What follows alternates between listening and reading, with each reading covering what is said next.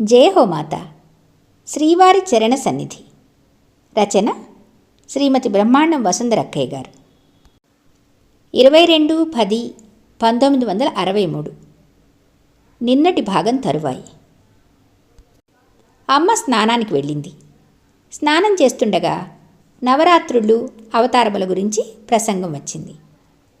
మహిషాసురుడు అంటే అమ్మ ఇలా అన్నది: నా విధానం కాదుగా దుష్ట శిక్షణ అంటే. శిక్షించడం అంటే ప్రపంచాన్ని ఎక్కువగా బాధ పెట్టేవాడని, రాక్షసులలోకెల్లా గొప్పవాడని కదా వాడిని శిక్షించడం. అంటే మనస్సు కాక సత్వ రజస్తమో గుణాలు మూడు గుణాలు. వాడి చేత వీడిలోని దుష్టగుణాలు సంహరింపబడి వాడిలో ఉండే గుణాలు నశించి పశ్చాత్తాపపడి వీడు దేవుడని గుర్తించి వాడు బాగుపడటమే. అంటే ప్రపంచానికి ఏ చెరుపు లేకుండా ప్రపంచం వీడిని చూసి బాగుపడడం. ఇట్లా మాట్లాడుతూ స్నానం ముగించింది.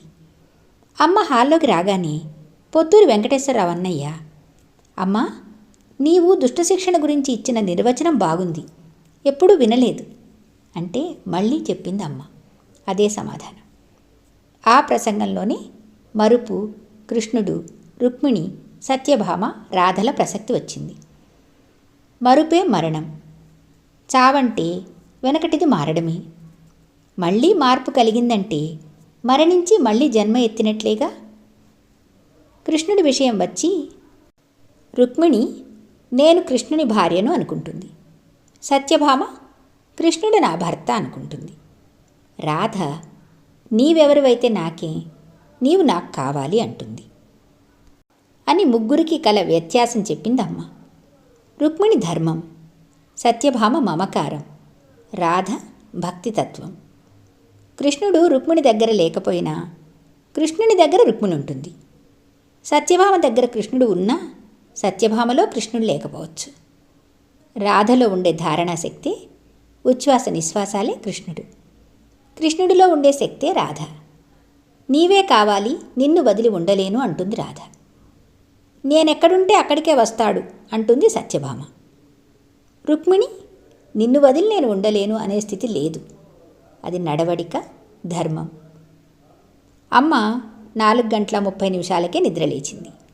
సుప్రభాతం చేసిన వాళ్ళు వచ్చి నమస్కారాలు చేయగా లేచి అటు ఇటు పచారులు చేస్తూ అక్కడ ఉన్న రాఘవయ్య గారితో వరద ప్రసక్తి వచ్చి, రహీధార ఈ వరద, అవ్యాజమైన కన్నీటి ధారే ఈ వరద అని లోపలికొచ్చింది.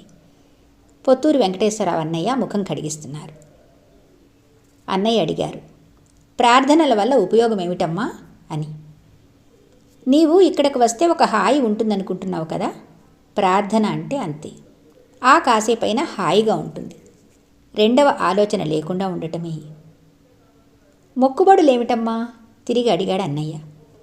మక్కువే మొక్కు, మన మక్కువ కొద్దీ మొక్కుకుంటున్నాం. గోమూత్రానికి అంత విలువ ఇస్తారెందుకు అడిగారు అన్నయ్య.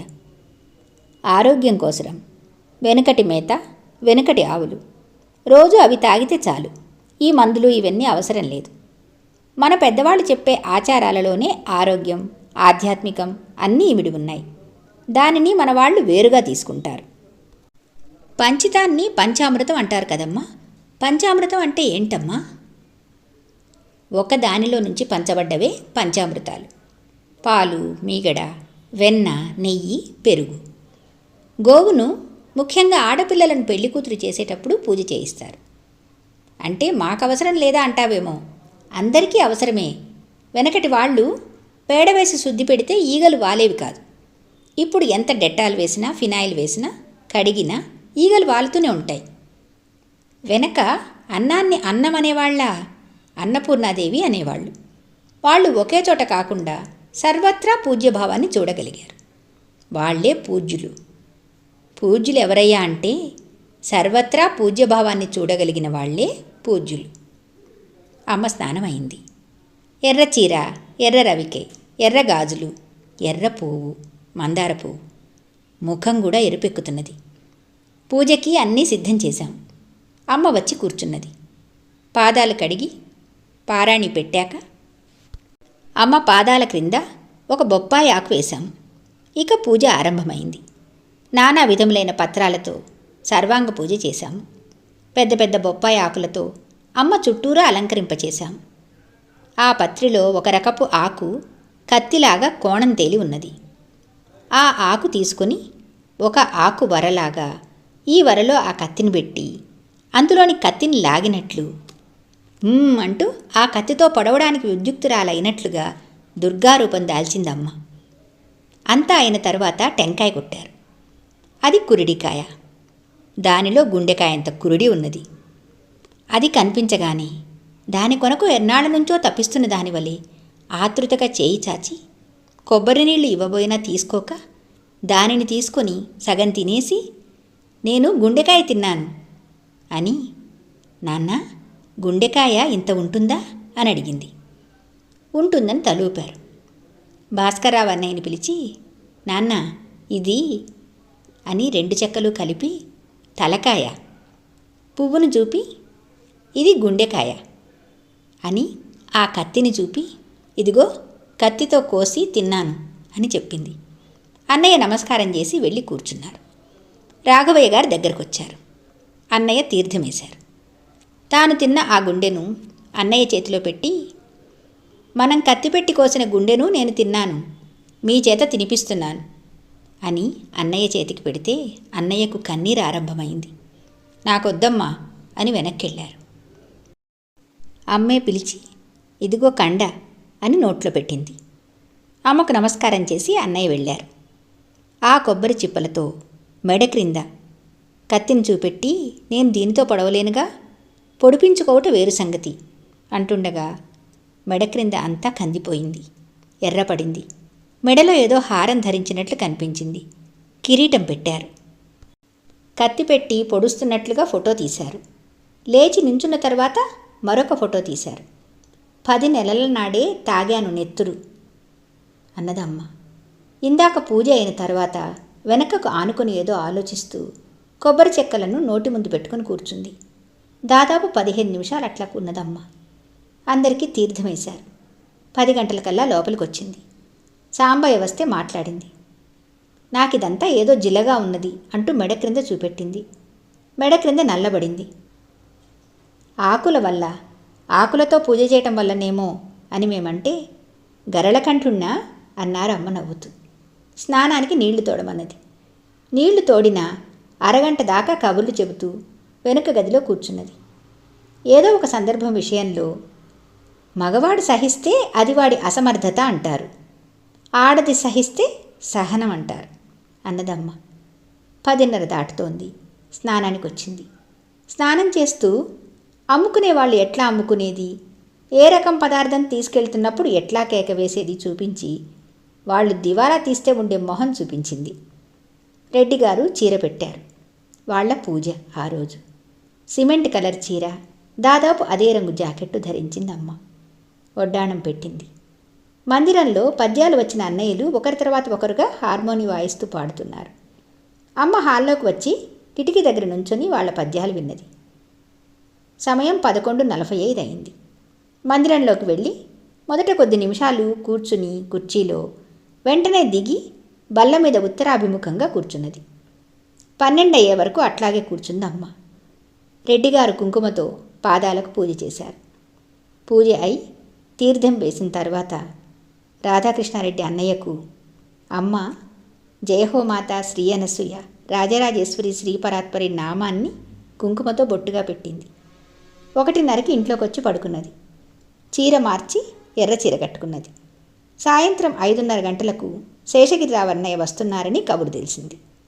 కబురు తెలిసిన అరగంటకు, వరలక్ష్మి అన్నయ్యకు కాఫీ కలుపమ్మా అన్నది అమ్మ. అన్నయ్య ఇంకా రాలేదు కదా, ఎందుకులే ఇప్పటినుంచే అని వరలక్ష్మి అనుకుని కాఫీకి నీళ్లు మాత్రం పెట్టి యువతలకొచ్చింది. అమ్మ అన్న 10 నిమిషాలకు అన్నయ్య రానే వచ్చాడు. కాఫీ కలిపే ఆలస్యమే, అంతకన్నా ఎక్కువ లేదు. అప్పుడు అన్నది అమ్మ, వరలక్ష్మి కాఫీ కలపమనగానే కలిపితే అన్నయ్య వాకిట్లోకి రాగానే ఇచ్చేదాన్ని అని. ఇప్పుడే వచ్చారా, వచ్చినప్పుడు ఇవ్వచ్చులే అనుకున్నా అన్నది వరలక్ష్మి. అన్నయ్య నవరాత్రి మొదటి రోజు అమ్మ 8,000 పూలు తెచ్చి ఉదయం 7 గంటల నుంచి సాయంత్రం 7 గంటల వరకు చేస్తాను అంటే, అమ్మ చేస్తావా, కదలకుండా చేస్తా అని గట్టిగా అని, చెయ్యి చూస్తాను అన్నారుట. అన్నయ్య, అమ్మా వేదాంత సంబంధమైన మంచి విషయాలు ఏమైనా చెప్పండి, జ్ఞానామృతం గురించి కానీ భక్తి యోగం గురించి కానీ, మీరు తెలిసినవారు, మేము పామరులము అన్నాడు. నాకు మీరు పామరులు అనిపించడం లేదు నాన్న అన్నదమ్మ. కాదు తల్లి, చాలా అవివేకులం, అన్ని విషయాలు మీరే మాకు తెలియజెప్పాలి. అవివేకులు అని కూడా అనిపించదు నాన్న, ఎటు అవివేకులకు చెప్పినా అర్థం కాదు, వివేకులకు చెప్పేది లేదు, అవసరం లేదు కూడా. వేదాంతం గురించి ఎన్నో పుస్తకాలు చదువుతున్నాం, వింటున్నాం అన్నదమ్మ. ఆ విన్నదాన్ని ఆచరించాలని అన్నాడు అన్నయ్య. ఆచరించటము మన చేతుల్లో ఉన్నదా? ఎప్పుడు ఏది తోస్తే అది చేయడమే. మనకు అర్థం కాని శక్తి ఏదో ఒకటి ఉందిగా. కానీ మనకు అర్థం కాని శక్తి ఏదో ఉండి పని చేయిస్తున్నా మనం చేస్తున్నాం కనుక నేను అనుకోక తప్పదు. మనని నడిపించేది వేరే ఏదో ఉన్నా మన కాళ్ళు నడుస్తున్నాయి కనుక నడుస్తున్నాము అనుకోక తప్పదు చెప్పిందమ్మ. ఆ అర్థం కానిది కలిమాయ అన్నాడు అన్నయ్య. మీ ఇష్టం, కలిమాయ అనండి, ప్రకృతి అనండి, భగవంతుడు అనండి, పేర్లు వేరైనా ఉన్నది ఒకటే అని వాళ్ళ అబ్బాయి విషయం ఎత్తుతూ, వాడు ఆ రోజు ఎందుకట్లా ఏడ్చాడు? ఇక్కడ మామూలు అమ్మే కానీ విశేషం ఏమీ లేదు కదా. నిన్ను వదిలిపెట్టి వెళ్ళాలనిపించడం లేదమ్మా, ఇక్కడే ఉంటాను అన్నాడు. ఇక్కడ ఏం విశేషం చూసి అన్నాడు? ఇక్కడ ఏం బోధనలు విని, ఏం సాధనలు చేసి వాడిక్కడికి వచ్చాడు? అంతే, ఎవరి సంస్కారం వారిది, వాడి సంస్కారం అది అన్నదమ్మ. తెనాల నుండి వచ్చిన ఒక అన్నయ్యతో, శాస్త్రిగారికి ఆ రోజు నేను ఇచ్చిన బత్తాయి పండు ఇచ్చారా అని అడిగిందమ్మ. ఇచ్చానమ్మా, అప్పుడే రసం తీస్తున్నారు, ఆ రసంలో ఈ పండు రసం కూడా కలిపారు అన్నారు ఆయన. శాస్త్రిగారంటే మూలపూరి సుబ్రహ్మణ్య శాస్త్రి గారు. ఆయన క్రితం సంవత్సరం పుట్టినరోజు పండుగకు వచ్చారు. ఆయన బాగా చదువుకున్నవారు, మంచి పండితులు. ఆయన ఈ మధ్య చనిపోయారు. ఆ విషయమే అన్నారు అమ్మ. చదువుకోవటము అందరూ చదువుకుంటారు, కానీ ఆయన చాలా ప్రశాంతంగా ఉండేవాడు. చదువులో రాదుగా ప్రశాంతత. ఆయన తను దసరాలలో రావాలనుకున్నారని కాలు వీలులేక రాలేకపోయానని అన్నారు. మీరే కాదు, చాలామంది బాపట్ల వరకు వచ్చి తిరిగి వెళ్ళారు. వరదలు కదూ, మద్రాసు వాళ్ళు 3 రోజులు ఈ ఊరు చుట్టూ ప్రదక్షిణ చేస్తూనే ఉన్నారు. పాపం వాళ్ళు ఎంత ప్రయత్నించారో. ఊరు చుట్టూ నీళ్లు ఎట్లా వస్తారు అన్నదమ్మ. వరదలొచ్చాయా అన్నాడన్నయ్య. వరదంటే కమ్మని వరదలండి, దేవి వరద రూపంలో వచ్చింది. వరద అంటే వాంఛ తీర్చేదనేగా. అన్నయ్య మళ్ళీ వేదాంత విషయం ఎత్తగానే, ఇటు చెప్పేవాడికి అటు వినేవాడికి తెలియనిదే వేదాంతం అన్నదమ్మ. అది ఎట్లా తెలుసుకోవడం అడిగాడన్నయ్య. అమ్మ, అదే తెలియబడుతుంది. ఒక వస్తువు ఉంది, అది చూస్తే చెప్పే అవసరం లేదనుకో. అది లేకపోతే పోల్చిన దాన్ని చూసినట్లుగా అనుభవింప చేయలేము కదా. ఆ చెప్పిన దాన్ని భాషతో చిత్రీకరించి మీకు చెప్పాలి. అది మీ స్థాయిని బట్టి అర్థం చేసుకుంటారు. ఉన్నది ఉన్నట్లు ఎవరూ అర్థం చేసుకోలేరు. శాస్త్రాలు చదివి చెప్పినా అప్పుడు ప్రకరణ చెప్పటం. ప్రకరణ అంటే యోగం అంటారు మీరు. యోగం అంటే ఒక పద్ధతిలో నడుచుకోమనేగా. అయినా నాకు చెప్పటం రాదు నాన్న. ఏదో పిల్లలు వస్తే పలకరించటం, భోంచేశావా అని అడగడం తప్ప మరేమీ తెలియదు నాకు అన్నారమ్మ. వాళ్ళని వైద్యం చేస్తున్నారా అని అడిగి దానిలో అనేక ప్రశ్నలు వేసి వారు విని చెప్పే సమాధానాలు విని చివరికి వేదాంతం అంతటా ఉన్నది, ఎక్కడికో వెళ్ళనవసరం లేదు, మీరు చేస్తున్న పనిలో సేవలోనే ఉన్నది, రోగి వ్యాధి నయమైంది అని తను అనుకోవడం కంటే మీకు ఆ వ్యాధికి మూల కారణం ఏమిటో తెలుసు గనక అది నిశ్శేషంగా నివారణ చేయడమే వేదాంతం. ఇది వేదాంతం కాదా? ఇందులో మన ధర్మం ఇమిడి ఉన్నది అని తేల్చి చెప్పారమ్మ. రాత్రి 12 గంటల ప్రాంతంలో చిలకలూరుపేట నుండి 10 మంది దాకా వచ్చారు. పడుకున్న అమ్మ లేచి వరండాలోకి వచ్చారు. వాళ్ళు టెంకాయలు కొట్టారు. భోంచేశారా అని అడిగి చేశామన్నాక వాళ్ళు అప్పుడే వెళ్తామంటే వారికి ప్రసాదమిచ్చి పంపించారమ్మ.